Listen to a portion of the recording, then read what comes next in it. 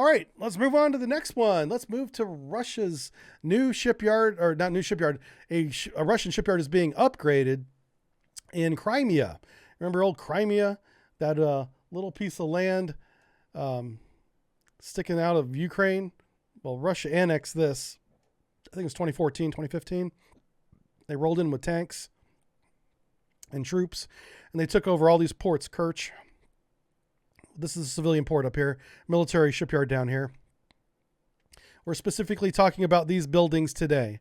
Somewhere on this waterfront, they're expanding with 4 new dry docks. That's a huge expansion. When you expand a dry dock, when you build, when you expand a shipyard with a dry dock, it's usually 1, maybe 2. They're doing 4. Russia isn't pulling any punches here.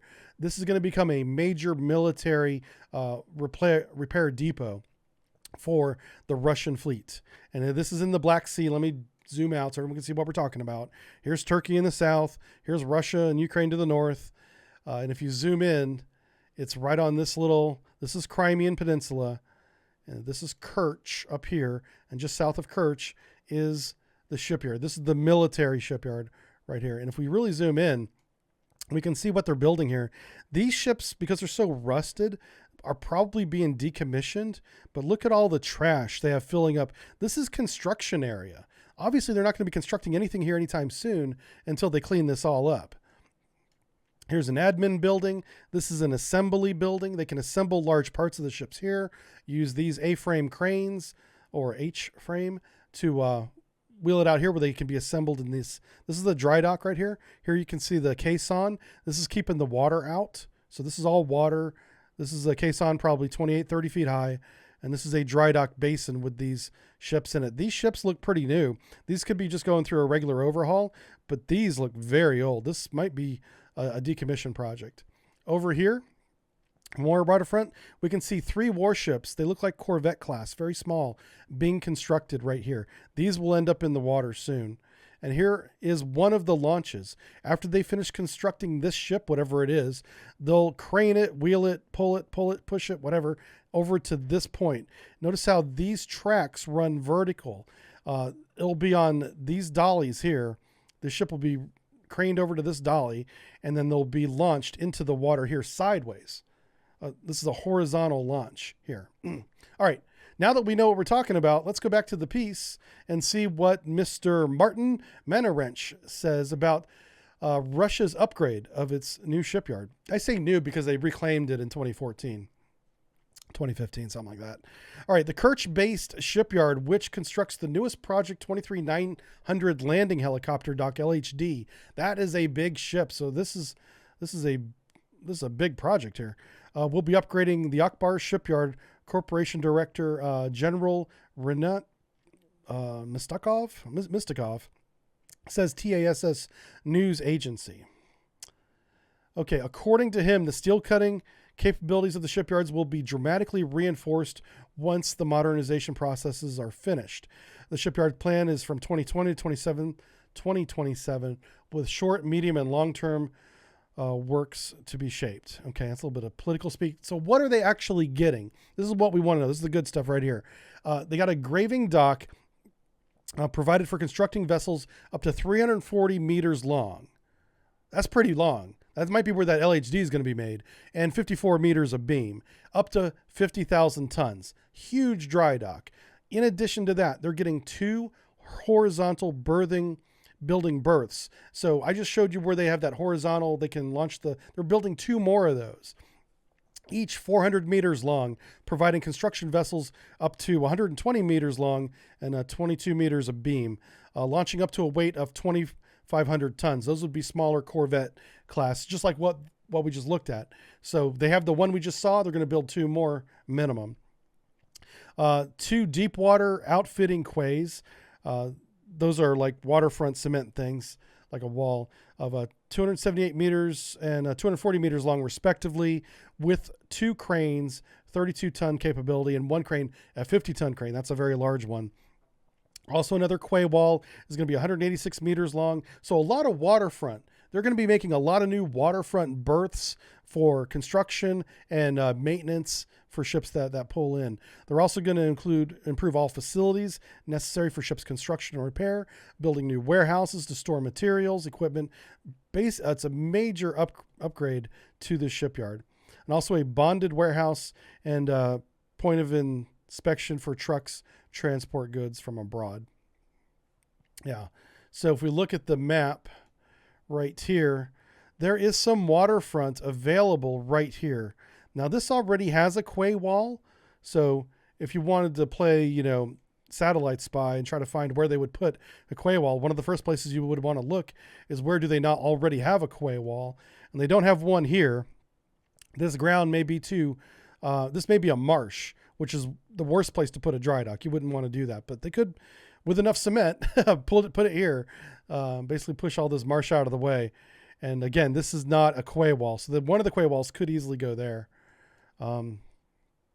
This is all concrete. There's a little gap here where there's no concrete. They could make a small one here maybe. And then again, this is a whole new quay wall. This looks like new construction here.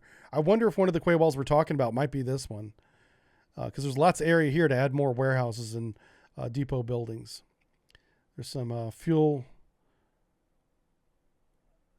Oh, desiccant. Okay, that's some infants. That's not part of the shipyard. That's something else. Yeah. So who knows? We'll see where they end up putting it. It's really interesting to kind of try and guess. But they are greatly increasing their capacity to repair their ships as they need to. One of the biggest problems with the Russian fleet right now is there's a lot of ships waiting for either repair or modernization, and they're not going to sea. One of them's a Utiloy right now. That's not going to sea. We go over that in the Utiloy brief that came out today. You should definitely check it out. All right, let's wrap this up with the Naval News segment. This is written by the Naval News staff, multiple contributors. We were talking about the autonomous capabilities of those little drones, some of which are operating on the Belgorod. Here's an example of one of them.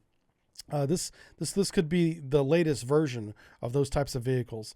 It says here, Russian company Hydropribor unveils the UUV for seabed warfare. So what does that mean? What is seabed warfare? Marine underwater arms, Hydropribor company displayed at Army 2021 forum an underwater unmanned UUV seabed survey capable of 3 months of autonomous navigation. This is what I was talking about. I said whenever they could launch those unmanned vehicles for not up to 90 days. This is it. This is the one that does that. This is crazy. Really awesome efficiency in its technology. The deputy designer, General Mikhail Katov, told TASS News the craft has no engine and operates due to the pump over of liquid in the hull, changing float depending on the position. For the craft to float, it is necessary to boot it into a maneuvering software inside the computer. So I think that's a little bit of a mistranslation. It's not very clear what makes it go through the water, but it does have a speed of 1.5 kilometers per hour and has a total depth of 300 meters, yet they say it has no engine. So it might be using some sort of trick with physics that can bring water in the front and push it out the back using something that's not technically an engine, but it is using it's using something to propel itself 1.5 kilometers per hour, which is very slow, by the way. Very, very slow. It'll be interesting to see how they do that. The ANGAPP can survey the seabed by Navy bases. It sees whether unidentified objects have appeared. So mines, maybe even another submarine. It can also search for seabed mines in the mud and also look for stone. So basically can do high resolution bottom mapping.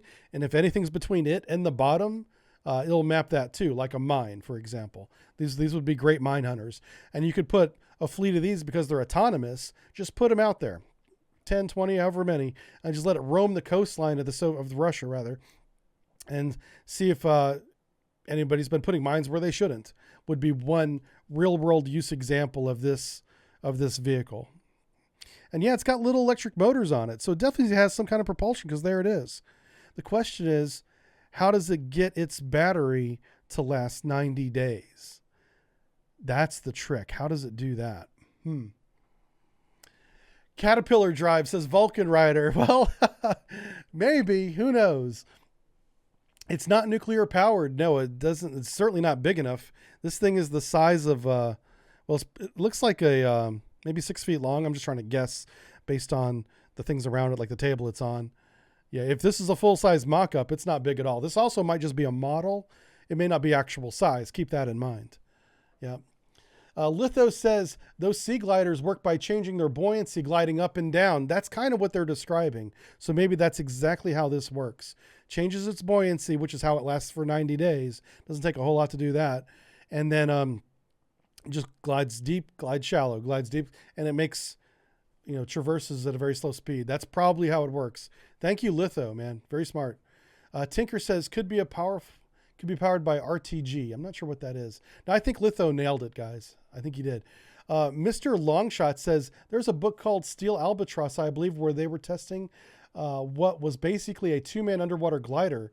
So this could be a gliding downwards using only its propellers to rise back up again for the next glide. Yeah, something combining your answer, Mr. Longshot, and Litho. I think the truth is somewhere in there. Radio, stethoscope, thermoelectric generator. Oh, RTG. That's what you mean. I'd not heard that term before. So, yeah, a lot of speculation on our part as to how it actually works. My point in bringing up stories like this is look how far ahead other nations are going with their technology. We cannot assume that we have a technological lead anymore when we see things like this at these weapons expos. All right. Well, that's about it for the Naval News segment. We're going to wrap it up here. Thank you for watching. We'll be back with more Cold Waters in just a few minutes. See you then. Bye.